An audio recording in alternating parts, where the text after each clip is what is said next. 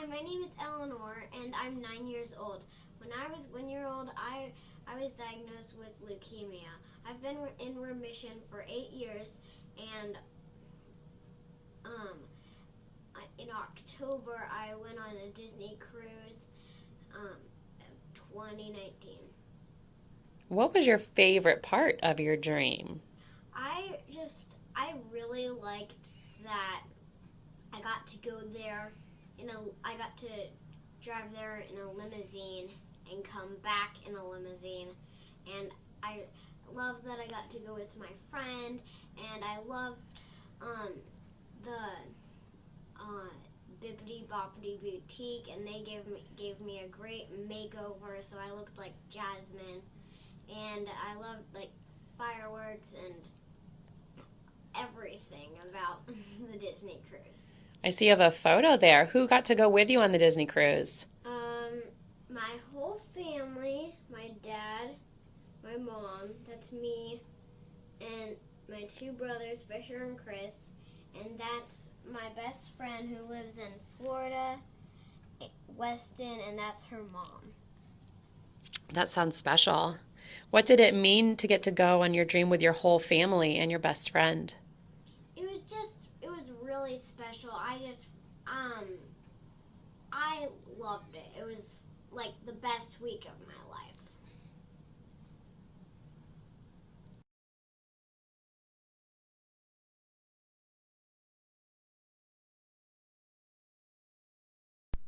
Hi everyone, my name's Cameron. I was a dream recipient when I was 4, and my dream was to go to Disney World. And while we were there, we got to stay at Give Kids the World, which is a wonderful place to stay.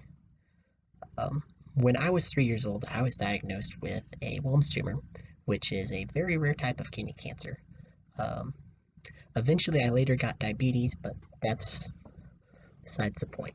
Um, anyway, the Dream Factory is a wonderful organization and has played a huge role in my life. The biggest part about it that I enjoyed the most was the continuous contact events. What some of those were like going to see Kansas City Royals or Cardinals in baseball games. Occasionally there'd be like a NASCAR race to go to.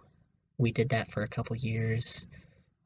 Christmas parties, pizza nights, and what was so special about that was I just got to meet people who were like me and had been through similar circumstances, had gone through what I'd been going through, and it was just really great to meet other kindred spirits. To me and my mother, the Dream Factory meant so much that we had always said that as soon as I turned 18, I would volunteer. True enough, when I did turn 18, we did volunteer for the Central Missouri Dream Factory Association. She's been very active in that, but I've been at college, so my activity in that organization has kind of waned, but I still do what I can. The biggest thing is that you volunteers really matter. In fact, you matter so much that you made a dream recipient like me want to volunteer as well. And that's a really big deal.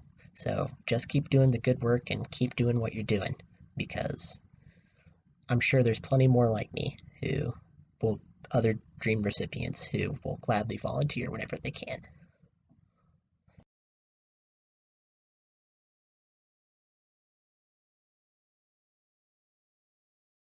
Hello, I'm Joe Onan. I'm grateful to Mike and the Dream Factory for allowing me to briefly tell you my story on how the Dream Factory has been affecting my life for more than 35 years. Up until the age of 9, I had what I believed to be a normal life. In 1980, at the age of 9, that all changed.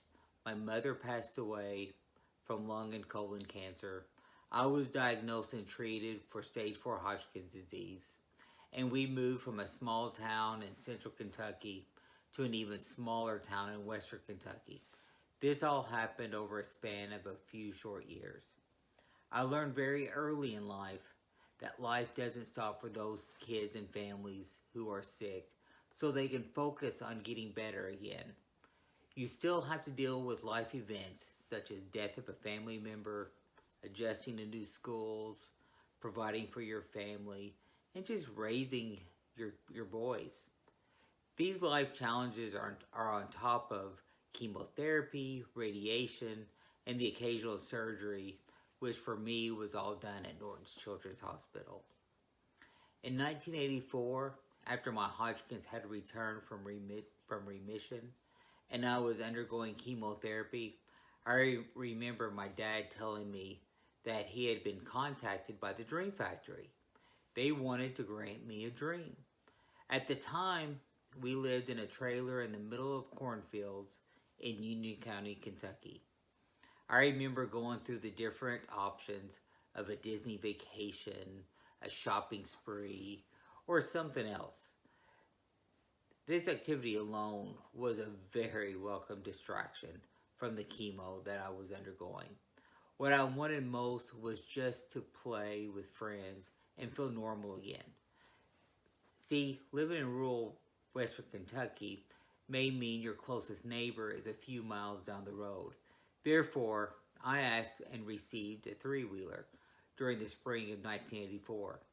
I know they're illegal today, but these were very common at the time in Western Kentucky. My little three-wheeler allowed me to visit my friends that lived a few miles away. My three-wheeler allowed me to feel free, normal at a time when life didn't seem so normal.